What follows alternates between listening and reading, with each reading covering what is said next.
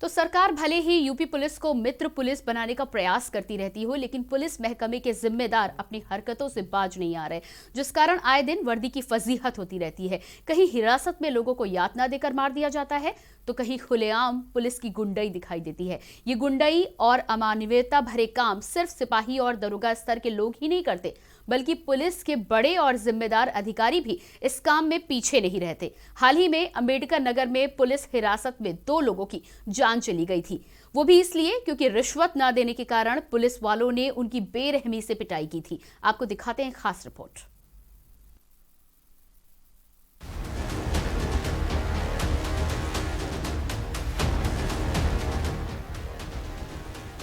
अंबेडकर नगर में पुलिस की पिटाई से 2 युवकों की मौत हो गई थी। पुलिस पर आरोप था कि 2 दिन तक थाने में रखकर कोडरा गांव निवासी चंदन नामक युवक की बेरहमी से पिटाई की गई। पुलिस पर आरोप था कि छोड़ने के लिए 32,000 रुपए की मांग की जा रही थी। वहीं मृतक की पत्नी ने तहरीर देकर मुकदमा दर्ज करने की मांग की थी, जिस पर स्वाट टीम समेत 8 पुलिसकर्मियों के खिलाफ मुकदमा दर्ज किया गया। वहीं दूसरी घटना में पुलिस की कस्टडी में आजमगढ़ निवासी 36 वर्षीय युवक जियाउद्दीन की मौत हो गई थी। मामले पर परिजनों का गंभीर आरोप लगाते हुए कहा था कि पुलिस द्वारा फोन पर 3 लाख रुपए की डिमांड की जा रही थी, जो रुपए न मिलने की दशा में पुलिस द्वारा की गई पिटाई से युवक की मौत हो गई। योग पंजीकृत कर लिया गया है और उसके बाद जो भी साक्ष्य मिलेंगे उसके अनुसार विधिक कार्रवाई की जाएगी। इन लोग की मांग है गिरफ्तारी की। मैंने कहा जो भी साक्ष्य मिलेंगे उसके हिसाब से विधिक कार्रवाई की जाएगी। आजमगढ़ जिले के रहने वाले जियाउद्दीन साहब फूलपुर विधानसभा के हाजीपुर कुदरत के रहने वाले, उनको एसओजी अकबरपुर की टीम ने उठाया वहां से और ला करके यहाँ पर इतना उनको इतना प्रताड़ित किया कि उनकी डेथ हो गई। और उसके बाद यहाँ के जो एसपी हैं वो लिपापोती कर रहे हैं। आजमगढ़ एसपी से बात किया, एसपी कह रहे हमें नहीं मालूम। डीजीपी से बात किया, कह रहे एसपी से बात करो। एसपी से बात किया, कह रहे सीओ से बात करो। इसका मतलब है कि इन लोगों ने अपहरण किया। उनके घर वालों को फोन करके 1,20,000 रुपया भी मांगा इन लोगों ने।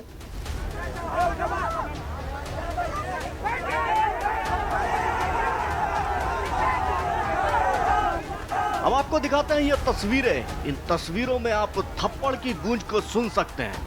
सीओ महोदय के इस थप्पड़ की गूंज शायद राजधानी के गलियारों में नहीं सुनाई दी। सीओ बीटी रुक्मणी वर्मा ने हत्यारोपी की गिरफ्तारी की मांग कर रहे युवकों को अपनी वर्दी का रुतबा दिखाने से जरा भी गुरेज नहीं की।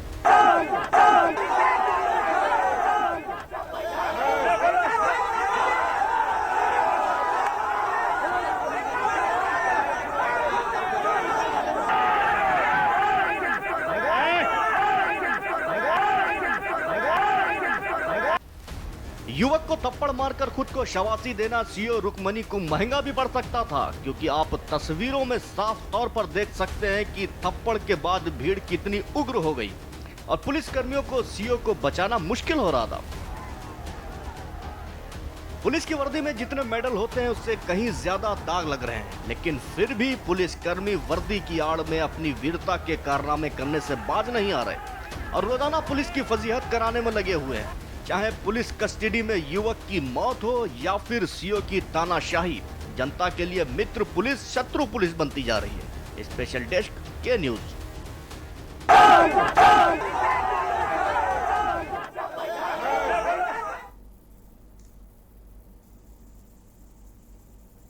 तो किसी भी राज्य में कानून के रखवालों की जब तक इस तरह की तस्वीरें सामने आती रहेंगी, तब तक राज्य में अपराधियों की बात, दबंगों की बात करना बेईमानी होगी, क्योंकि जो काम दबंग करते हैं, जो आरोपी करते हैं, वो खुद कानून के रखवाले करते हुए नजर आ रहे हैं। ऐसे ही मामलों को लेकर आज हम चर्चा करेंगे और इन तमाम मामलों पर बातचीत करेंगे। आखिर क्यों उत्तर प्रदेश सरकार की पुलिस का ये चेहरा लगातार सामने आ रहा है और लगातार सरकार के अपराध को खत्म करने वाले नारे के बाद भी यूपी पुलिस का चेहरा बदलने का नाम नहीं ले रहा। मेरे साथ गेस्ट भी मौजूद रहेंगे। एसके द्विवेदी पूर्व आईएएस हमारे साथ है, आपका बहुत बहुत स्वागत है। साथ ही साथ शबी अब्बास संवाददाता भी हमारे साथ जुड़ेंगे, बहुत बहुत स्वागत है। सबसे पहले रुख करूंगी एसके द्विवेदी जी का। आपसे ये जानना चाहूंगी कि जिस तरह की ये तस्वीरें सामने आती हैं, ऐसे में यदि कानून के रखवाले पुलिस वाले ही इस तरह के काम करते हुए नजर आएंगे तो हम बाकी लोगों की बात कैसे कर सकते हैं? वो तो सरासर बेईमानी होगी, हम उन तक पहुंचना भी जुर्म है। इससे पहले जब कानून के सामने ही इस तरह की तस्वीरें सामने आती हैं, क्या कहना है आपका? देखिए, पुलिस की वर्किंग कुछ इस प्रकार की है कि बहुत सारी चीजें होती हैं जो अनफोर्सीन होती हैं और बहुत सारी चीजें होती हैं जो आउट ऑफ कॉन्शियसनेस होती है। अब जो पुलिस है वर्तमान में, जिसके स्वरूप की आप बात कर रही हैं, उसको देखें तो ये बड़ी मॉडर्न पुलिस है। अभी भी तमाम पुलिस रिफॉर्म्स हो रहे हैं। प्रकाश सिंह केस के बाद से हर राज्य अपने पुलिस को मॉडर्नाइज करने की कोशिश कर रहा है और इंटरोगेशन वगैरह इत्यादि की प्रक्रियाओं में बड़ा गुणात्मक सुधार हुआ है। लेकिन जो उत्तर प्रदेश की पुलिस है, उसके अधिकांश भी ट्रेडिशनल पुलिसिंग में लगे हुए हैं और उसमें जो किसी भी अपराधी से, चाहे वो चोरी की हो, डकैती का हो, हत्या का हो, जो जुर्म इकबाल कराने का या जुर्म उगलवाने का तरीका है वो 4th डिग्री मेथड ही है, वो टॉर्चर का ही मेथड है और उसी के माध्यम से वो लोग कार्य करते हैं। इसमें कभी कभी बाई एक्सीडेंट, कभी एक आध केसेस में ये भी देखा गया। हम लोगों का 40 साल का नौकरी का अनुभव है, बहुत सारे पंचायतनामे कराए इस तरह के केसेस में, बहुत सारी कस्टोडियल डेथ्स की मजिस्ट्रियल इंक्वायरी भी की हुई है। तो ये देखने को मिला कि कुछ चीजें तो बाय डिफॉल्ट हो जाती हैं, बाय एक्सीडेंट हो जाती हैं और कुछ चीजें जानबूझ के हो जाती है। उसको इतना टॉर्चर किया जाता है कि उसकी मृत्यु हो जाती है या वो इस पोजीशन में हो जाता है कि वो टोटल डिसेबिलिटी पर चला जाए और तब ऐसे में रिएक्शन होता है, प्रतिक्रिया होती है।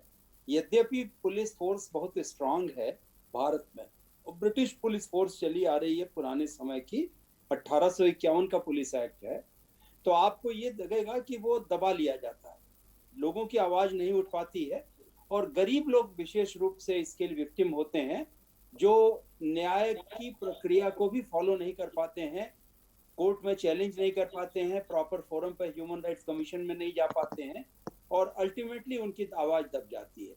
कुछ जगहों पे जहां आवाज उठती है, तमाम केसेस आपने देखा होगा, उसमें संबंधित पुलिस कर्मियों पर, चाहे वो अधिकारी रहे हो चाहे वो कर्मचारी रहे हो, उनको न्यायालय से सजा भी हुई है, हत्या का मुकदमा भी कायम हुआ है।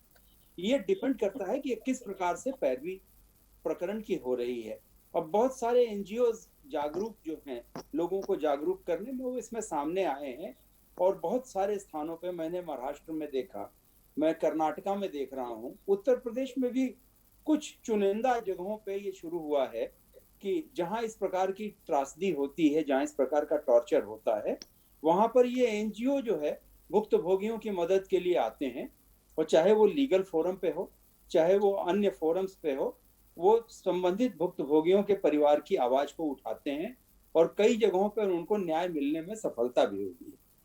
जी बिल्कुल, वापस आऊंगी आपके पास। कॉलर हमारे साथ सुनीता जी जुड़ चुकी हैं। जी स्वागत है आपका, क्या कहना चाहेंगी? नमस्कार मैम। नमस्कार, मेरा नाम सुनीता है जी मैं नोएडा सफाबाद से बोल रही हूँ। जी मेरा कहना ये है मैम कि मैं मेरे और मेरे पति के पास कोई काम नहीं है और हमने बीजेपी के एक अधिकारी से जब कहा कि क्या कहते हैं सर हमारे पास कोई काम नहीं है और सर हमारे को कोई काम दिलवा दीजिए या हमने अपनी परेशानी बताई, तो उन्होंने कहा ठीक है हम आपका राशन कार्ड बनवा देते हैं ताकि आपको अन्न जो है वो फ्री मिल सके, अंत्योदय कार्ड बना देंगे तुम्हारा। मैम जब हम अंत्योदय कार्ड हमारा बनाने के लिए हम दफ्तर पहुंचे तो उन्होंने हमारा अंत्योदय कार्ड तो बनाया नहीं, उन्होंने हमारा व्हाइट कार्ड बना दिया। जब वहाँ के हम खजाने अफसर से हमने फोन करके कहा कि सर हमारे को, जब उन्होंने कहा कि अंत्योदय कार्ड बनाना है और जी सुनीता जी, हमें कॉल करने के लिए बहुत बहुत धन्यवाद। आप ऑफलाइन कॉल कर सकती हैं और आपकी जो समस्या है उसका जिक्र कर सकती हैं। आज हम पुलिस विभाग पर बातचीत कर रहे हैं, उससे जुड़ी यदि आपकी दर्शकों कोई भी राय है तो आप हमें कॉल कर सकते हैं और अपनी जानकारी, अपनी समस्याएं हमसे साझा कर सकते हैं। आगे बढ़ूंगी और शबी अब्बास संवाददाता भी हमारे साथ जुड़े हुए हैं। जी शबी, जिस तरह की घटनाएं सामने आ रही हैं और पुलिस का जिस तरह का ये चेहरा सामने आ रहा है, क्या लगता है कि कोई डर, कोई खौफ कार्रवाई का नहीं रह गया है, इसलिए इस तरह की घटनाएं सामने आती हैं? जी बिल्कुल सही आपने कहा कि जिस तरीके से उत्तर प्रदेश लाख प्रयास कर रही है, थानों पर बड़े बड़े पोस्टर होर्डिंग लगाए जा रहे हैं कि जो भी फरियादी वहां जाएं उनको पानी पिलाया जाए, उनसे पूछताछ की जाए और उनकी उनकी जो भी समस्या है वो दूर की जाए, तुरंत की जाए। लेकिन अंबेडकर नगर ही नहीं, यूपी में हर जगह यही चल रहा है कि फरियादी अगर जाता है तो उसको डांट के भगाया जाता है।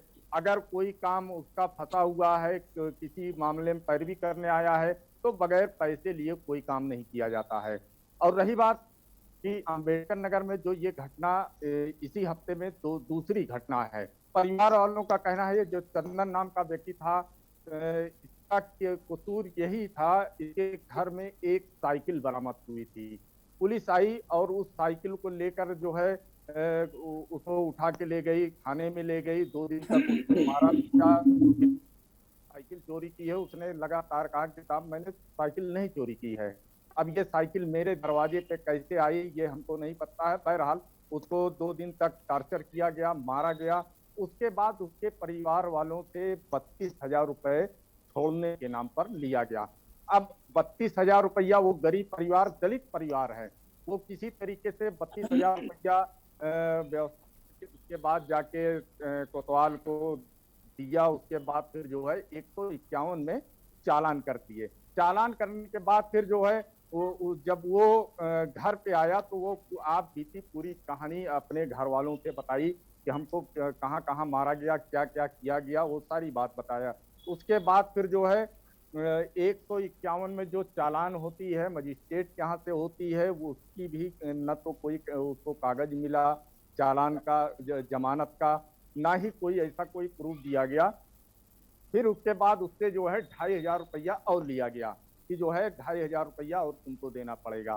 तो कुल मिला के पुलिस जो है इस समय जो भी कर रही है वो इसलिए कर रही है क्योंकि उसको हर काम में पैसे चाहिए, क्योंकि नीचे से लेकर ऊपर तक हर अधिकारी जो है पैसे पे ही खाना उनको मिलता है, पैसे पे ही उनकी पोस्टिंग होती है। अगर ये पैसा नहीं देंगे, ये पैसा नहीं देते हैं तो इनको जो है लाइन में ही रखा जाएगा। तो सवाल ये उठता है कि सरकार मित्र पुलिस का हवाला देती है, मित्र पुलिस का सहारा बताती है कि आप डरिए नहीं, पुलिस से आप अपनी बात करिए, देखो बात करिए, लेकिन पुलिस है कि मानने को तैयार नहीं है। आए दिन इस तरीके की घटना, अभी कल की एक घटना है डायल 112, जो उत्तर प्रदेश पुलिस की डायल 112 है। फोन करने पे अगर कहीं कोई मामला होता है, जमीनी विवाद हो या कोई भी मामला हो, तो डायल 112 जब कॉल की जाती है तो वो गाड़ी जब पहुंचती है तो वो लोग उस मामले को वहीं रफा दफा कर देते हैं। कि कैसे करते हैं? पैसे से। दोनों पार्टियों से पैसा लेते हैं कि तुमको जेल भेज देंगे, उसको बोलेंगे तुमको भेज देंगे। तो जब गांव का आदमी इतना पढ़ा लिखा नहीं, इतना शिक्षित नहीं है कि वो आगे जाके अपनी बात कहे डीएम या एसपी या किसी से, तो वो बेचारा फंस के वहां जो है उनको जो है 1,000-2,000 रुपया वो भी देता है, वो भी देते हैं।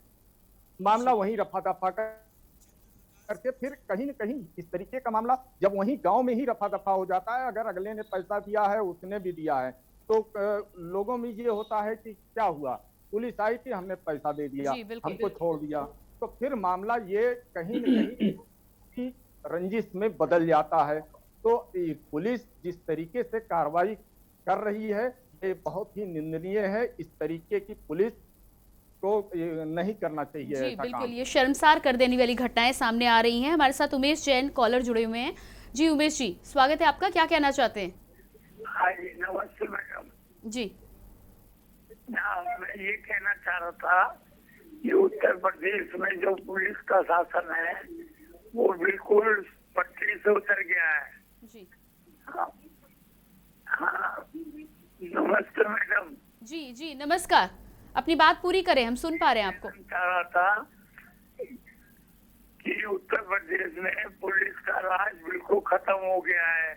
गुंडागर्दी दिन पे दिन बढ़ती जा रही है, बिना पैसे के कोई काम नहीं होता है और पुलिस वाले केवल पैसे का काम करते हैं, किसी की शराफत को नहीं देखते हैं, किसी की मजबूरी को नहीं देखते हैं।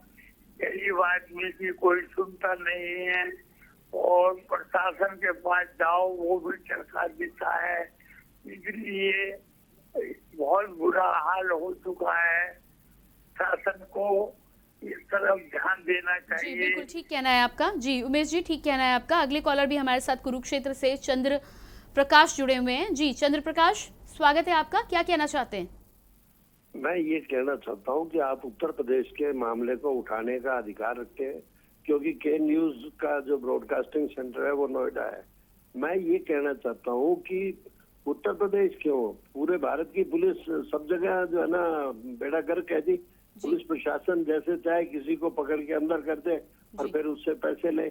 आप देखिए जैसे वो सचिन वजह कर रहा है, जी बिल्कुल। मीठी नदी में सामान फेंक दिया और फिर पकड़ा गया। वहाँ का होम मिनिस्टर 100 करोड़ रुपए की जो है फिरौती मांग रहा है। तो इस प्रकार से पुलिस प्रशासन पर, मैडम बड़ी विनम्रता से मैं ये कह रहा हूँ कि पुलिस प्रशासन को दोषी बनाना ये कहाँ तक जायज है? नेता हमारे कहाँ है? वो भी कहते हैं कंगना रनौत के मामले में क्या कहा। जी बिल्कुल आपका ठीक कहना है, लेकिन नेताओं की आड़ लेकर हम पुलिस विभाग में जो गलत काम किए जा रहे हैं, जिस तरह से भ्रष्टाचार लिप्त है और जिस तरह से सामने चेहरे आ रहे हैं, उसको आप नकार भी नहीं सकते। यदि आप नेता की बात करेंगे तो आप सचिन वजह का नाम ले रहे हैं, तो क्या आप सचिन वजह को वहां पर गुनहगार नहीं मानेंगे? ये भी एक तरह से गलती यहाँ पर दोनों की ही है, नेता की भी है और साथ ही साथ पुलिस विभाग में जो भ्रष्ट अधिकारी हैं, जो कर्मचारी हैं, उनकी भी गलती सामने है। तो यकीनन सवाल सब पे उठाना लाजमी है। एक बार फिर से रुक करूंगी, एसके द्विवेदी जी आपके पास आऊंगी। जिस तरह की पुलिसिया व्यवस्था है और आपने बोला कि अंग्रेजों के ज़माने से चली आ रही है, काफ़ी कठोर व्यवस्था थी, लेकिन आज जिस तरह के चेहरे सामने आ रहे हैं, आपका क्या मानना है कि कहीं ना कहीं मंशा में कमी है या व्यवस्था में कहीं ना कहीं कोई कमी है? जिस तरह के मामले सामने आते हैं, चाहे हम महाराष्ट्र की बात करें या उत्तर प्रदेश की बात करें, पुलिस का हाल पूरे देश में एक जैसा ही है। आपने देखा होगा मंशा की, जहां तक मंशा और व्यवस्था, हमको दोनों को जोड़ के देखना पड़ेगा। जैसा कि अभी आपके करेस्पॉन्डेंट कह रहे थे कि साहब पोस्टिंग कराने के लिए, अन्य कार्यों के लिए पैसे देने पड़ रहे हैं, तो एक नेक्सस बन गया है, एक गठजोड़ बन गया है सिस्टम में, प्रशासन का, प्रशासकीय व्यवस्था का और पॉलिटिकल सिस्टम का, और उसका मूल, उसकी जड़ में जाएंगे तो वो करप्शन है। करप्शन की वजह से ये पूरी वर्दी बदनाम हो रही है, दागदार हो रही है। आपने ये देखा होगा पिछले 1 वर्ष में, जब से ये पेंडेमिक महामारी चली है कोविड की, पुलिस ने बहुत अच्छा काम भी किया। आपको ये भी बता दूं, आप नेगेटिव एस्पेक्ट देख रही हैं, आप पॉजिटिव एस्पेक्ट भी देखिए। लेकिन हमारे द्विवेदी जी आपका कहना बिल्कुल सही है, लेकिन पॉजिटिव एस्पेक्ट्स देखकर हम नेगेटिव को किनारे नहीं कर सकते। नेगेटिव को निकाल किनारे नहीं, मैंने आपको पहले भी अपने वक्तव्य में कहा कि वो टॉर्चर का जो सिस्टम है, वो जो ब्रिटिश टाइम से चला आ रहा था, 4th डिग्री ट्रीटमेंट सिस्टम, वो अभी भी प्रिवेलेंट है और उसकी वजह से इनको जो है मुंह की खानी पड़ रही है। आज आपने अगर न्यूज में देखा होगा तो महाराष्ट्र के नांदेड़ में पुलिस गई थी, होली जो लोग मना रहे थे, होली उनको मना करने के लिए, उनको रोकने के लिए वहां पे प्रोहिबिटरी ऑर्डर लगे हुए हैं और लोगों ने दौड़ा दौड़ा के पीटा है। उसकी कारण यही था कि क्रेडिबिलिटी खत्म होती जा रही। पहले गांव में एक जो चौकीदार होता है वो घूम जाता था किसी का सामान लेके, तो पूरे गांव में खलबली मच जाती थी। आज की तारीख में अगर पूरी फोर्स ना हो, आपने कानपुर देहात में देखा 8 लोग शहीद हो गए थे गांव में किसी की गिरफ्तारी करने, और सीओ समेत 8 लोग मार दिए गए। तो सिस्टम इतना ज्यादा कॉम्प्लिकेट हो गया है कि ये कह पाना कि केवल पुलिस ही दोषी है, ये मैं नहीं मानता हूं, और न मैं आपके किसी भी उस तर्क पे सहमत हूंगा। ये अवश्य है कि सिस्टम में बदलाव के लिए सुप्रीम कोर्ट ने भी कहा था पुलिस रिफॉर्म्स के लिए प्रकाश सिंह के केस में, और उसको राज्य सरकारें अभी लागू नहीं कर पाई हैं। उत्तर प्रदेश में पार्शियली लागू होना शुरू हुआ है, सुलखान सिंह साहब की अध्यक्षता में कमेटी बन चुकी है, लेकिन सिस्टम अभी वही है, हमारी कांस्टेबलरी भी वही है जो पुरानी थी, और वहां पर हमारे बहादुर लोग हैं जो दोपहर में लू में 40 डिग्री में 42 डिग्री में ड्यूटी तो करते हैं, लेकिन अगर ट्रक पास हो रहा है, गलत है, तो उससे चौराहे पर रोक के पैसा लेते हैं। तो ये सिस्टम समाप्त करने के लिए आपको बहुत ही ज्यादा मेहनत, बहुत अच्छी लीडरशिप की आवश्यकता है। और जो सुपरवाइजरी स्टाफ है, विशेष करके जो अधिकारी वर्ग है, DIG, IG, SSP, SP, CO level, उनको ठीक होना पड़ेगा, उनको अच्छी लीडरशिप लानी पड़ेगी ताकि करप्शन धीरे धीरे समाप्त हो और नीचे तक जाए। हम जो 200 साल तक गुलामी किए हैं अंग्रेजों की, और जो सिस्टम अंग्रेज बना गए, हमारे रक्त में भ्रष्टाचार भर गया, उसको ऐसे आप सोचें कि जादू की छड़ी लगा के समाप्त कर देंगे या गवर्नमेंट से कोई डायरेक्टिव निकल जाएगा तो नहीं समाप्त होगा। इसमें सबको सहयोग करना पड़ेगा, सबको मिल के आना पड़ेगा, तब जाकर के इसमें कुछ नियंत्रण पाया जा सकता है। जी बिल्कुल। जी जी, आगे बढ़ेंगे। और एक तरफ जहां पुलिस वालों का ऐसा चेहरा सामने आता है, ऐसे में यदि पुलिस विभाग के ऊपर, पुलिस के कर्मचारियों के ऊपर आम जनता भी आक्रामक रुख अपनाती है तो उसकी भी हमें निंदा करनी चाहिए, और वो भी निंदनीय कार्य है, ये भी समाज में नहीं होना चाहिए। लेकिन आज हम बात कर रहे हैं कानून की वर्दी की, कानून के रखवालों की, तो उनकी भी जो जिम्मेदारी है, यदि वो ठीक प्रकार से उसका निर्वहन करते हुए नजर नहीं आएंगे तो यकीनन सवाल जरूर उठेंगे। आगे बढ़ेंगे और कॉलर जगदीश हमारे साथ जुड़ चुके हैं। जी जगदीश जी, क्या कहना चाहते हैं? मैं ये कहना चाहता हूँ कि यूपी में मिस्टर योगी चीफ मिनिस्टर है, वो बोल रहे हैं, हम लोग देखते थे और भी चैनल में, तुम्हारे के न्यूज में, कि हमारे यूपी में तो सब अच्छा है, पुलिस अच्छी काम कर रही है अच्छी तरह से, गुनहगारों को छोड़ती नहीं है और गुनहगारों को शूट भी कर देती है, बहुत लोगों को शूट भी कर दिया। तो ये जो के न्यूज पे बता रहे हैं, ये पुलिस वाली औरत और जो है मार क्यों रही है, उसको सस्पेंड करो। यूपी के चीफ मिनिस्टर को ये बताओ, और वहाँ के आईजीपी ऑफ यूपी को भी रिस्पॉन्सिबल समझो जी। या डीएसपी या एसपी है वहाँ के, उसको भी सस्पेंड करो। वो ये जो लेडीज के न्यूज में वही जिम्मेदार तो है, उसके साथ जो पुलिस वाला खड़ा है वो भी जिम्मेदार है।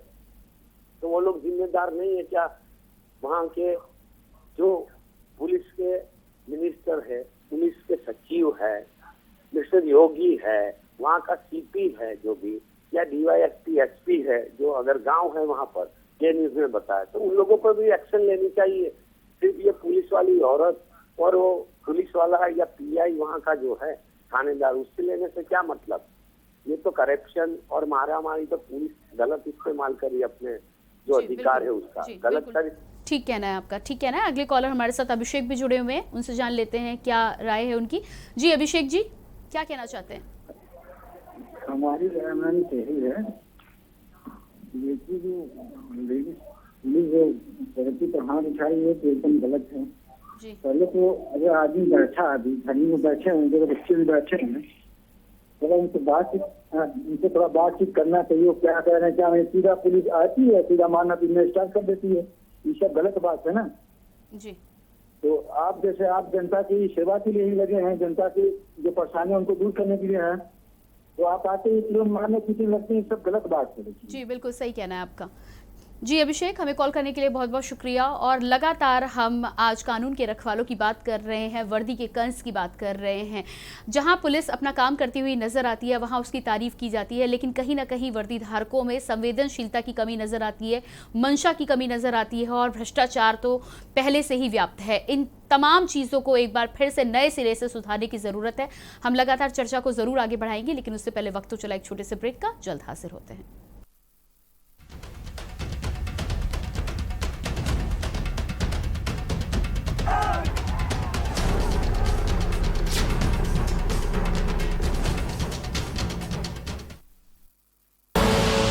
आप देख रहे हैं के न्यूज, खबरों का सारथी। नमस्कार। हमारे देश के वैज्ञानिकों ने काफ़ी मेहनत के बाद कोरोना वैक्सीन बनाई है। कुछ लोग ये वैक्सीन लगवाने से डर रहे हैं। मैं उन्हें बताना चाहता हूँ कि ये वैक्सीन पूरी तरह से सेफ है। मैं खुद एक शुगर का मरीज हूँ और मेरे माँ बाबूजी काफ़ी बुजुर्ग हैं। मैंने ये वैक्सीन खुद भी लगवाई है और अपने माँ बाबूजी को भी लगवाई है। ये वैक्सीन पूरी तरह से सुरक्षित है। इसलिए मैं आपसे अपील करना चाहता हूँ कि अगर आप वैक्सीन लगवाने के लिए एलिजिबल हैं तो वैक्सीन ज़रूर लगवाइए। सभी सरकारी केंद्रों में ये वैक्सीन बिल्कुल मुफ्त है। मुझे आपकी सुरक्षा की बहुत चिंता है। अब कोरोना की वैक्सीन आ गई है। अगर अब भी हम वैक्सीन ना लगवाएं और हमें कोरोना हो जाए, तो ये तो ठीक नहीं होगा ना। तो अगर आप वैक्सीन लगवाने के लिए एलिजिबल हो तो तुरंत जाकर वैक्सीन लगवाओ। और एक ज़रूरी बात, वैक्सीन लगवाने के बाद भी मास्क पहने, बार बार हाथ धोएं और सोशल डिस्टेंसिंग का पालन करते रहें। जय हिंद।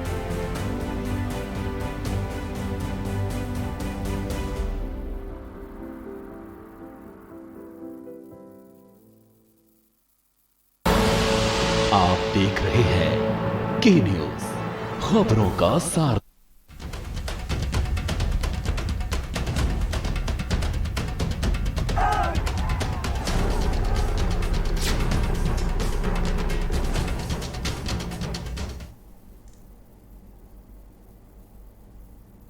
ब्रेक के बाद एक बार फिर से आप सभी का स्वागत है कार्यक्रम सूबा बोलेगा में। सूबा बोलेगा में आज हम बात कर रहे हैं वर्दी के कंस को लेकर। तो जहां एक और कानून के रखवाले खुद कानून को ताक पर रखकर कानून की धज्जियां उड़ा रहे हैं, तो वहीं आम जनता भी किस तरह से पुलिस के सामने अपनी फरियादों को लेकर पहुंचेगी, ये एक बड़ा सवाल है। इसी को लेकर आज हम चर्चा कर रहे हैं। हमारे साथ एसके द्विवेदी पूर्व IAS जुड़े हुए हैं, साथ ही साथ शबी अब्बास संवाददाता भी हमारे साथ जुड़े हैं। जी शबी, आपके पास आना चाहूंगी। एक मामले की आपने पूरी तौर पर जानकारी दी है, दूसरा मामला जो आजमगढ़ निवासी 36 वर्षीय युवक का है, नाम उनका जियाउद्दीन बताया जा रहा है, जहां पर इनके परिजनों से 3 लाख रुपए तक की डिमांड की गई थी। अभी आपने जो वाकया बताया उसमें 32-33 हजार रुपए लिए गए थे और एक गरीब परिवार को इतनी रकम जुटा के उन्होंने दी, उसके बावजूद भी अपने बच्चे को वो बचा नहीं पाए। दूसरे मामले में 3 लाख तक की डिमांड की जाती है, इतनी बड़ी बड़ी रकम मांगी जाती है लोगों से, और यहाँ पर उच्च अधिकारी से लेकर नीचे कर्मचारी तक किसी को कानो कान खबर भी नहीं लगती है कि प्रशासन तक ये बात पहुंचेगी और कहीं ये मामला उल्टा पड़ सकता है। कहा कि लेकिन रही बात ये कि जब पुलिस जिले के मुखिया उनको सारी जानकारी होती है कि SOG ने किसको उठाया है, किसको नहीं उठाया है। बात यहाँ फंस जाती है कि जो SOG या SWAT टीम जो बनाई जाती है, हर जिले में एक होती है, अंबेडकर नगर में 2 है। एक ग्रुप है और B एक ग्रुप है। तो वो जो है SP हो चाहे अधिकारी जो भी हो, उनको जो है एक ठेका दिया जाता है कि आप जो है हमको कितना दे रहे हो, कितना मंथ हमको हर महीने कितना दोगे, उस हिसाब से उनको टारगेट दिया जाता है कि इतना आपको देना है, आप चाहे जो करिए, चाहे जिसको पकड़ के लाइए उससे पैसा लीजिए, बाकी हमारा काम चले, आपका भी चलता रहे। आजमगढ़ हमारे अंबेडकर नगर के पड़ोसी जनपद है आजमगढ़, वहां से पिछले दिनों उसको जो है जियाउद्दीन को SWAT टीम जो है उठा के लाई, ना कहीं लिखा पढ़ी में आजमगढ़ जनपद में उसको कहीं दर्शाया गया और ना ही अंबेडकर नगर में। जब उसको 2-3 दिन तक रखा गया, मारा गया, पीटा गया, जब लास्ट स्टेज बची कि जो है जब ये पैसा नहीं देगा, 3 लाख रुपए की डिमांड की गई कि 3 लाख रुपया दे दीजिए, इसको लेके जाइए। फिर उसके बाद फिर जो है उससे मृतक से जो है उसकी पत्नी से बात कराई गई कि जो है उसने कहा कि जो है हमको ये लोग बहुत मार रहे हैं, टार्चर कर रहे हैं, किसी तरीके से पैसे का इंतजाम कर दो, व्यवस्था कर दो, वो जो है इनको दे देंगे, ये लोग हमको मार डालेंगे। तो सवाल ये उठता है कि जब फोन से ही मांगा जा रहा है पैसा कि आप 3 लाख रुपए दे दो तो छोड़ देंगे, जब उसके बाद फिर जो है ये कोई लोकेशन ये नहीं बताए कि आपको पैसा कहाँ लेके आना है, किसको देना है, ये नहीं बताए। उसके बाद फिर ये लोग मारते रहे, फिर कस्टडी में उसकी जब मौत हो गई तो जिला अस्पताल उसको लेके गए, वहाँ डॉक्टरों ने मृत घोषित कर दिया। उसके बाद फिर जब पुलिस अपनी पीठ थपथपाने के बजाय अपने ही जाल में फंसने लगी, तब जाके जो है आनन फानन में दबाव बनाया जाने लगा कि किसी तरीके से आप लोग बॉडी लेके चले जाइए और इसका अंतिम संस्कार करने के बाद फिर आइएगा, उसके बाद जो आप कहेंगे हम जो है कार्रवाई करेंगे। लेकिन वो परिवार अपनी जीत पे अड़े रहे कि हम तब तक बॉडी नहीं ले जाएंगे जब तक इन दोषी पुलिस वालों के ऊपर FIR नहीं दर्ज होगा। तो पूरे दिन ये ड्रामा चलता रहा, ऊपर बैठे अधिकारी वो भी जो है देखते रहे, सुनते रहे, लेकिन किसी भी अधिकारी कि ये नहीं जहमत उठाई कि हम उस परिवार से मिलने जाके कि जी जी बिल्कुल। हमारे साथ एक कॉलर भी जुड़े हुए हैं, कैलाश आगरा से। जी कैलाश जी, क्या कहना चाहते हैं? तो मैडम मैं ये कहना चाहता हूँ कि पुलिस की अगर जो सुधार करना चाहते हैं तो पुलिस ऑफिस में आज से लेकर के गेट तक सीसी कैमरे लगाने चाहिए, सीसीटीवी कैमरे होने चाहिए। और हमने डीएसपी एसपी लेवल के लोगों से सुना है कि वो क्राइम को जड़ से खत्म करना नहीं चाहते, वो कहते हैं कि मैनेज करते हैं। अगर हम खत्म ही कर देंगे तो पुलिस महकमा ही खत्म हो जाएगा। जी बिल्कुल। बहुत धन्यवाद हमें कॉल करने के लिए। द्विवेदी जी, आपके पास वापस आना चाहूँगी। जिस तरह की तस्वीरें सामने आती हैं, बेहद ही दुखद तस्वीर है। मैं जानना ये चाहती हूँ यहाँ पर कि जिस तरह से पैसे की डिमांड की जाती है और बाकायदा धमकी दी जाती है, इस तरह से साफ ये लगता है कि ये क्या जनता की सेवा के लिए पुलिस बनी हुई है या कोई मार्केटिंग कंपनी चल रही है जहाँ पर टारगेट दिया जाता है? नहीं, देखो, दो चीजें समझ लीजिए। बनी पुलिस जो मूल रूप से बनी है 1851 का पुलिस एक्ट है, वो जनता की सेवा के लिए, जनता की सुरक्षा के लिए, जनता में सुरक्षा की भावना पैदा करने के लिए बनाई गई। लेकिन over a period of 200 years ये हुआ कि धीरे धीरे बहुत सारे इसमें डिस्टॉर्शंस हुए। और आज की तारीख में, जैसे आपके दो कॉलर पहले बात कर रहे थे कि वरिष्ठ अधिकारियों पर भी कार्रवाई की जाए, तो उस समय मैंने उंगली उठाई हुई थी कि आपने अभी एक हफ्ता पहले आपके चैनल पे हम लोग बैठे हुए थे कि 3 वरिष्ठ पुलिस अधिकारी, एक आईजी रैंक का अधिकारी और 2 डीआईजी रैंक के अधिकारी कंपलसरी रिटायर किए गए हैं इन्हीं मुद्दों को लेकर के कि जो योगी जी की टॉलरेंस वाली पॉलिसी है, जीरो टॉलरेंस की, उसके अंतर्गत जब उनका वो देखा गया पुराना डोजियर और रिकॉर्ड, तो ये पाया गया कि ये लोग 50 साल से ऊपर के हो चुके हैं और अब सेवा में इनकी आवश्यकता वर्तमान में नहीं है। तो संस्तुति भारत सरकार को भेजी गई, गृह मंत्रालय को। वहां से अप्रूव होने के बाद 3 वरिष्ठ अधिकारी कंपलसरी रिटायर कर दिए गए हैं, जिसको कहते हैं फोर्स रिटायरमेंट जो होता है। उनको रिटायरमेंट की आवश्यकता नहीं थी, नौकरी कर रहे थे और अच्छी भली नौकरी कर रहे थे, लेकिन चूंकि पूर्व में उनका ट्रैक रिकॉर्ड अच्छा नहीं था, करप्शन के चार्जेस लगे हुए थे, अन्य चार्जेस लगे हुए थे, उनको रिटायर कर दिया गया। तो कार्रवाई सरकार शुरू कर दी है, काम कर रही है, मैसेज लोगों में है। आज लोग बड़े परेशान हैं, जो अधिकारी जिनकी जांचें चल रही हैं, कि कहीं उनके ऊपर भी इस प्रकार की घटना न घटे और वो भी कंपलसरी रिटायर न कर दिए जाएं, या कोई और एक्शन न हो जाए, एफआईआर न हो जाए, या विजिलेंस की इंक्वायरी न हो जाए, या इन्फोर्समेंट की इंक्वायरी न हो जाए। तो कार्यवाहियां शुरू हुई हैं, पुलिस रिफॉर्म्स शुरू हुए हैं। आपके प्रदेश में आपने देखा होगा 4 जनपदों में अब पुलिस कमिश्नरेट व्यवस्था लागू की गई है। ये देखते हुए कि पुलिस को इंडिपेंडेंट करने का प्रयास किया जाए, उनको कोशिश की जाए और मोटिवेट किया जाए कि वो एक अच्छा काम करें, मित्र पुलिस का कार्य करें। आइडियली स्पीकिंग ये कार्यवाही कागजों पे बहुत दिनों से चल रही थी, लेकिन अब धीरे धीरे इम्प्लीमेंट होना शुरू हुआ है। अभी इसमें वक्त लगेगा, ये ओवरनाइट संभव नहीं है। और जहां तक भ्रष्टाचार का प्रश्न है, ये समूल नाश नहीं हो सकता है, ये आज नोट कर लीजिए। ये अवश्य है कि इस पर नियंत्रण लग सकता है अगर सब लोग एक साथ जुट जाएं और ये तय कर लें कि हम न घूस देंगे और न इसको बढ़ावा मिलेगा। जी बिल्कुल। अगले कॉलर हमारे साथ गुजरात से जुड़े हुए हैं। जी स्वागत है आपका, अपना नाम बताएं आप। जी रजनीकांत जी, स्वागत है आपका, बताएं क्या कहना चाहते हैं आप? पुलिस के विषय में पीडीपी पे आ रहा है, तो पुलिस वाले तो सुबह से लूटने खड़े हो जाते हैं, तो रास्ते पे कहीं बाइक वाले को कहीं किसी को। पुलिस का काम तो बहुत बेकार है जी। पुलिस वाले तो सुबह से खड़े हो जाते हैं रास्ते पे लूटने के लिए, बाइक वाले को परेशान करके। जी रजनीकांत जी, पुलिस विभाग में कुछ अधिकारी अच्छा काम भी करते हैं, उसके लिए उन्हें अप्रिसिएशन भी मिलता है, लेकिन जैसा कि द्विवेदी जी ने भी बताया है कि समाज जब होता है या कोई भी विभाग जब होता है तो उसमें हर तरह के लोग पाए जाते हैं। कार्रवाई उन्हीं लोगों के खिलाफ होनी चाहिए जिनसे गलती हो रही है, कहीं ना कहीं जो अपना कर्तव्य भूल चुके हैं, जो वर्दी का दायित्व भूल चुके हैं, उन्हें एक बार फिर से ये जताना चाहिए चाहिए, उन्हें नींद से जगाना चाहिए कि उनका काम जनता की रक्षा के लिए है, ना कि जनता के भक्षक बनकर उनकी ही जिंदगी पर खतरा मंडराने के लिए। शबी अब्बास जी, आपकी तरफ एक बार फिर से रुख करूंगी। जिस तरह से आपने जानकारी दी है कि जिस तरह से फ़ोन के माध्यम से डिमांड की जाती है और मामले, दोनों ही मामलों का आपने पूरी तरह से, पूरी गहराई से आपने बारीकी से देखा है, ये आपसे जानना चाहती हूँ कि जब इस तरह के फ़ोन कॉल्स आते हैं तो उसके बाद में क्या कार्रवाई हो सकती है? जब इस तरह के फ़ोन कॉल्स आते हैं तो क्या कोई रास्ता बचता है पीड़ित परिवार के पास कहीं जाने के लिए?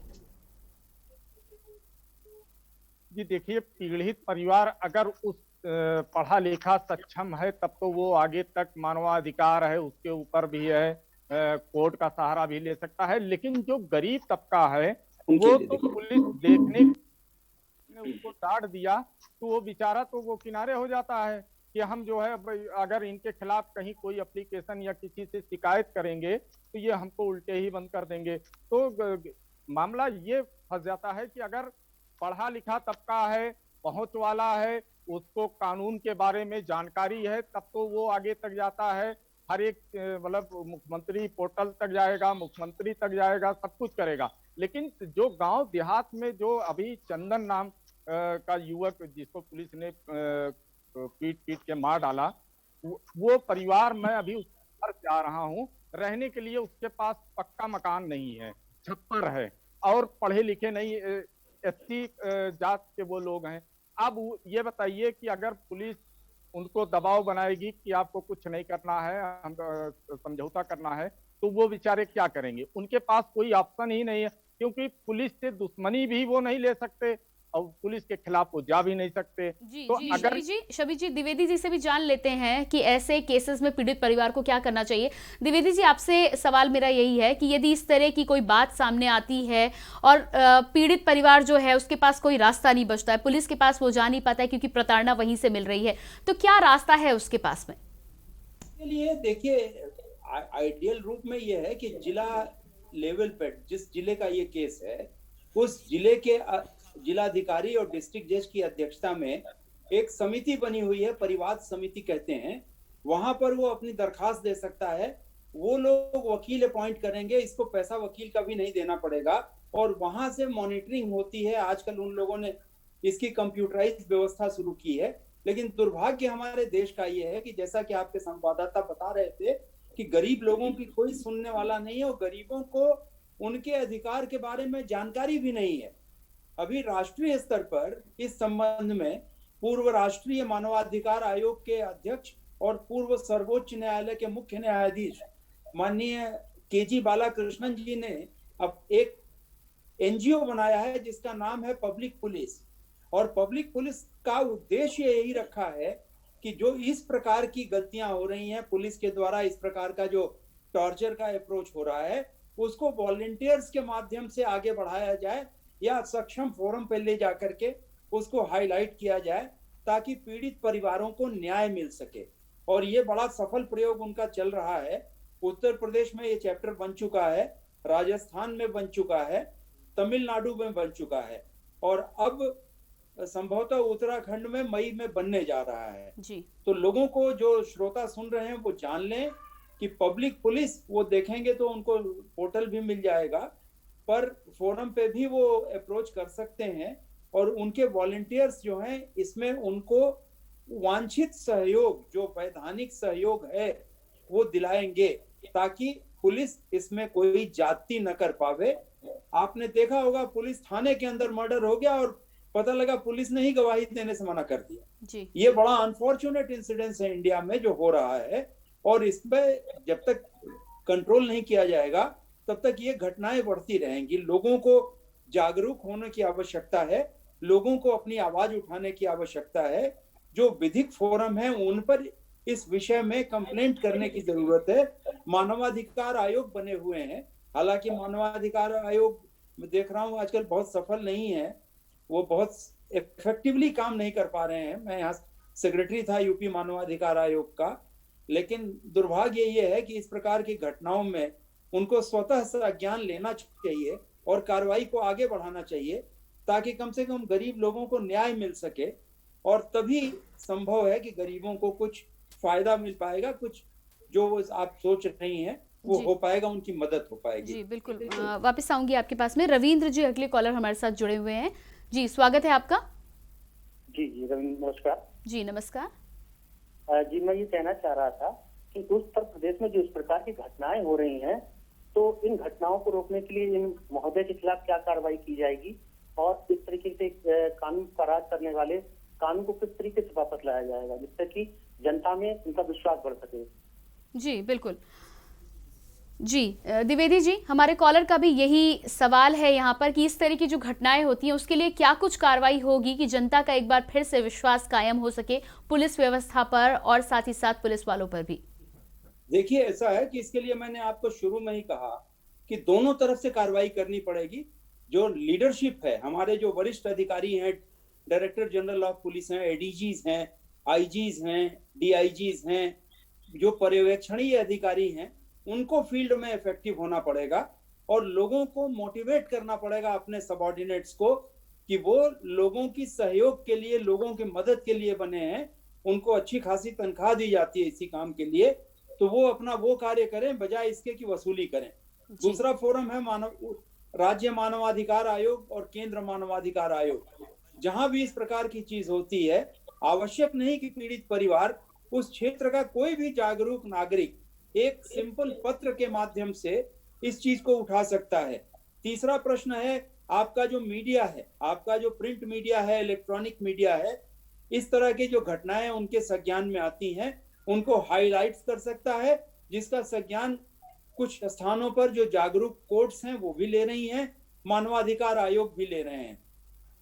जी बिल्कुल, आपका ठीक कह रहे हैं। हम अपने चैनल के माध्यम से यही प्रयास लगातार करते हैं कि समाज में इस तरह की जो भी घटनाएं हैं उनको हम अपने चैनल के माध्यम से प्रमुखता से दिखा सकें, ताकि इसका ध्यान सरकार भी इस ओर ध्यान कर सके, साथ ही साथ विभागों में भी इसको लेकर विचार विमर्श हो सके और एक बार फिर से जो व्यवस्था है वो सुचारू रूप से सुनिश्चित की जा सके। अगले कॉलर कानपुर से हमारे साथ जुड़े हैं। जी स्वागत है आपका। नमस्कार। जी नमस्कार। जी नाम बताएं अपना। मेरा नाम बलवीर सिंह है और पुलिस व्यवस्था के बारे में जो बात की जा रही है, सबसे बड़ा दुर्भाग्य ये है कि पुलिस एक्ट 1861 जो कि गुलामी का एक कानून है और पुलिस सुधार के लिए आज तक 8 पुलिस सुधार आयोग बनाए गए हैं, लेकिन वो पुलिस सुधार आयोग का जो सुझाव होते हैं वो रद्दी की टोकरी में चले गए हैं।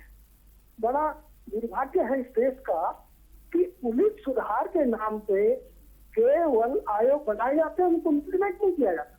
जहां तक पुलिस की बात है कि पुलिस के 75% जवान मानसिक रोगी हो जाते हैं, क्योंकि न तो उनका ड्यूटी का टाइम फिक्स है और उनके इतना उनके पारिवारिक जिम्मेदारी भी है, सामाजिक जिम्मेदारी में, ड्यूटी की जिम्मेदारी में। जब किसी भी काम को आप अत्यधिक सीमा से बाहर करोगे तो मानसिक तनाव हो जाएगा। और पुलिस विभाग की जो व्यवस्था है, जो अवस्था है, वो बड़ी ही दयनीय है और पुलिस वाले कितने कितने घंटे काम करते हैं इस पे किसी का ध्यान नहीं। रही बात पुलिस की, जब पुलिस स्वतः ही मानसिक रूप से अस्वस्थ होगी तो वो जनता के साथ या जनता के भी क्या सुरक्षा कर पाएगी। इसके लिए सरकार हो चाहे हमारा समाज हो, दोनों तरफ से दोष है, क्योंकि समाज भी पुलिस की लापरवाही का फायदा उठाता और हर चीज पुलिस के ही माथे नहीं पड़ी जा सकती है। और पुलिस सुधार के नाम पे जो भारत सरकार है या कोई भी राज्य सरकार है, कोई भी काम नहीं करती है। और आज जो पुलिस का ये बजरंग चेहरा दिखाया जाता है, उसके पीछे हमारी जो कानून व्यवस्था की जो वर्दी है वो बहुत ही लचर है और अंग्रेजों के जमाने की। आधुनिक पुलिस कैसी होनी चाहिए, उसकी मनोवैज्ञानिक दिशा कैसी होनी चाहिए, इस और किसी का भी ध्यान नहीं है। और इसके लिए किसी भी सरकार ने सुधार की व्यवस्था नहीं की और ये हमेशा होता रहेगा। जी बिल्कुल, तो हमारे कॉलर का जो कहना है वो बिल्कुल सत्य है। यहाँ पर पुलिस का अमानवीय चेहरा तो हम देखते हैं, आप तस्वीरों में साफ तौर पर देख सकते हैं कि सीओ किस तरह से युवक को थप्पड़ जड़ते हुए नजर आ रही हैं और यहाँ पर यकीनन ये गलत कार्रवाई है, इस तरह की कार्रवाई नहीं होनी चाहिए, क्योंकि तस्वीरों में हम साफ तौर पर देख सकते हैं कि यहाँ पर वो आंदोलन कर रहे हैं। आंदोलन का हक भारत के संविधान में सबको दिया गया है। ऐसे में जब तक कोई कानून के विरुद्ध कार्य कोई व्यक्ति या आरोपी नहीं करता है, तब तक पुलिस को हक नहीं बनता है कि उस पर इस तरह की कार्रवाई की जाए। यकीनन ये तस्वीर जो पुलिस वालों के सामने आई है ये गलत है और इसीलिए के न्यूज के माध्यम से हम लगातार इसे उठाने का प्रयास कर रहे हैं। पुलिस का चेहरा जनता की रक्षा के लिए बना हुआ है। ऐसे में पुलिस यदि खुद भक्षक की स्थिति अपनाएगी या भक्षक का रूप धरेगी तो आखिर जनता अपनी सुरक्षा के लिए किसके पास जाएगी। अगला कॉलर मुंबई से हमारे साथ जुड़े हुए हैं। जी, अपना नाम बताएं सबसे पहले। रमेश यादव बोल रहा हूँ। जी रमेश जी, स्वागत है। कहना है पुलिस विभाग को जो सैलरी मिलती है वो जनता के टैक्स से मिलती है जी। और जनता की सुरक्षा के लिए होती है पुलिस। लेकिन सिपाही से लेके दरोगा, एसपी और सीओ सारे मिले हुए होते हैं ये सिस्टम में। इतना इन्होंने कचरा कर रखा है सिस्टम को। और अभी सुनने में आया कि 34 लाख की जो है शराब जो है चूहे पी गए। या ऐसा कैसा सिस्टम है चूहे शराब पी जाते? ये पुलिस वाले ही पी गए होंगे, अपने रिश्तेदारों में बांट दिया होगा, दोस्तों में बांट दिया होगा। जी, यहाँ पर तमाम ऐसे केस हैं जिनकी जांच होनी अनिवार्य है और जांच के बाद ही पता चलता है कि आखिर दोषी कौन है। फिलहाल रोज इस तरह के मामले सामने आते हैं। शबी, आपके पास आऊंगी। जिस तरह के हमारे तमाम कॉलर हैं उनकी भी राय है यहाँ पर। उनका साफ तौर पर, हमारे एक कॉलर जिनसे बातचीत हुई, उनका साफ तौर पर कहना है कि पुलिस की सुधार व्यवस्था पर कहीं भी जोर नहीं दिया जा रहा है। बात यदि हम करें पुलिस के ड्यूटी के घंटों की तो लंबे लंबे घंटों तक वो काम करते हैं। ऐसे में कहीं ना कहीं तनावग्रस्त होते हैं। यकीनन तनावग्रस्त होने पर भी जिस तरह की तस्वीरें सामने आती हैं वो नहीं आनी चाहिए। लेकिन मैं आपसे जानना चाहती हूँ जमीनी सच्चाई क्या है। जी बिल्कुल सही आपने भी कहा, कॉलरों ने भी कहा कि जिस तरीके से पुलिस सामने व्यवहार सामने आता है, इसमें जरूरत सही ये है कि अगर जैसे हम अंबेडकर नगर की बात कर रहे हैं, यहाँ एसपी उन्हीं लोगों का फोन उठाते हैं जो लोग उनके बहुत ही करीबी हैं, बाकी किसी का फोन नहीं उठाते। कोतवाल हो चाहे एसओ हो, वो भी उन्हीं लोगों का फोन उठाते हैं जो अब फरियादी अगर अपनी बात कहना चाहता है, तो अगर घटना हो गई या कोई भी मामला है वो बताना चाहता है तो पुलिस उसको पहले अवॉइड करती है। अब जब कहीं वो बड़ा मामला हो जाता है तब पुलिस वहां भागती है, तब कहती है कि हमको बताया नहीं गया, हमको सूचना नहीं दी गई। तो जरूरत ये है कि ऊपर बैठे जो अधिकारी हैं, पहली चीज तो जो थाना, जो जितने भी थाने हैं उन वहां पर जाकर उसको चेक करें, लेकिन किसी को ये न बताएं कि मैं किस थाने पे जा रहा हूं, क्योंकि विभाग में भी लोग हैं, वो अगर निकले किसी थाने का दौरा करने या चेक करने के लिए, पता लगा कि उन्हीं के साथ का आदमी बता दिया कि साहब आ रहे हैं चेक करने, तो ये सब एक रणनीति के तहत जो है ऊपर बैठे अधिकारी अगर काम करेंगे तभी जाकर जनता और पुलिस में सही संबंध बन पाएगा। जी बिल्कुल। राजकुमार अगले कॉलर हमारे साथ बिहार से जुड़े हुए हैं। जी राजकुमार, स्वागत है आपका। क्या कहना चाहते हैं? मैं ये कहना चाहता हूँ कि पुलिस वाले की क्या गुंडागर्दी चल रही है। जी हाँ जी, अपनी बात पूरी करें। हाँ वही बोल रहा हूँ, ये पुलिस वाले की क्या गुंडागर्दी चल रही है। जी बिल्कुल, यही सवाल हमारा भी है, पुलिस विभाग से है, साथ ही साथ प्रशासन से भी है। हमें कॉल करने के लिए बहुत बहुत धन्यवाद। लगातार आज हम उत्तर प्रदेश पुलिस का जो चेहरा सामने आ रहा है, जिस तरह की घटनाएं सामने देखने को मिली है, चाहे अम्बेडकर नगर की हम बात करें जहां पर 2 युवकों की पुलिस कस्टडी में ही मौत हो जाती है। मामला जब सामने आता है तो पता चलता है कि रुपए की डिमांड भी की गई थी। ऐसे में जब हालात बिगड़े, जब परिजनों ने आतंक मचाया, तब जाकर कहीं पुलिस विभाग पर कार्रवाई की गई है। लेकिन ऐसी न जाने कितनी घटनाएं हो जाती होंगी जहां पर पीड़ितों को कोई सहारा नहीं मिल पाता होगा और इस तरह की घटनाएं आए दिन होती रहे। ऐसे में जरूरी है कि पुलिस विभाग का ये जो चेहरा है इसका रुख बदलना चाहिए, ये चेहरा बदलना चाहिए, तभी जनता एक बार फिर से पुलिस विभाग पर विश्वास कर पाएगी। चर्चा को हम जरूर आगे बढ़ाएंगे, लेकिन फिलहाल रुकेंगे एक छोटे से ब्रेक के लिए।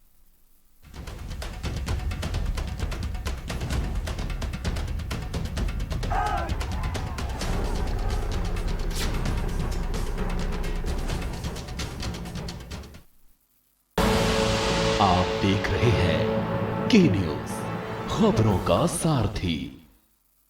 उत्तर प्रदेश में योगी सरकार अपने दावे और वादे पर खरी उतरी है। अपने दमदार काम से प्रदेश में विकास की गति देते हुए यूपी को संवार रही है।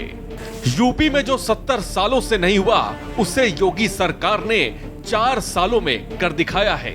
राजकीय विद्यालयों में आधुनिक तकनीक के माध्यम से शिक्षा, प्रतियोगी छात्रों को कोचिंग की सुविधा के लिए मुख्यमंत्री अभ्युदय योजना, बीते 70 सालों में सबसे अधिक विकास योगी सरकार में हुआ है। आगामी 50 सालों के लिए हेल्थ इंफ्रास्ट्रक्चर का आधार तैयार किया।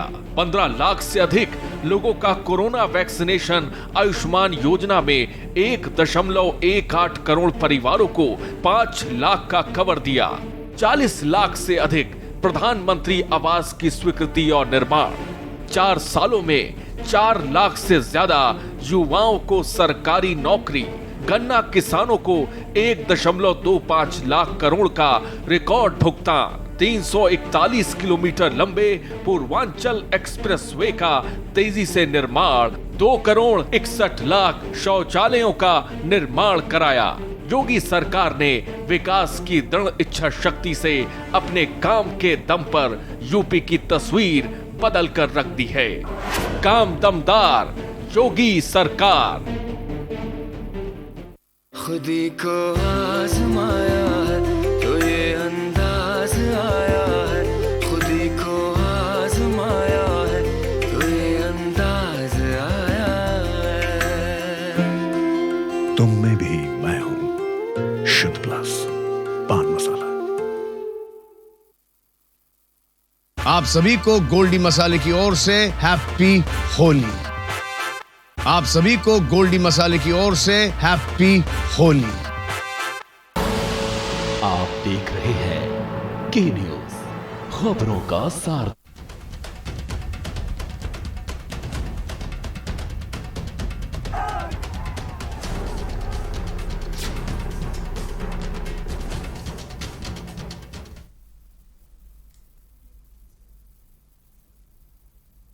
ब्रेक के बाद स्वागत है। चर्चा को आगे बढ़ाएंगे, लेकिन उससे पहले हमारे साथ कॉलर जुड़े हुए हैं, उनसे बातचीत कर लेंगे, जानेंगे उनकी क्या राय है। राम महाराष्ट्र से हमारे साथ जुड़े हैं।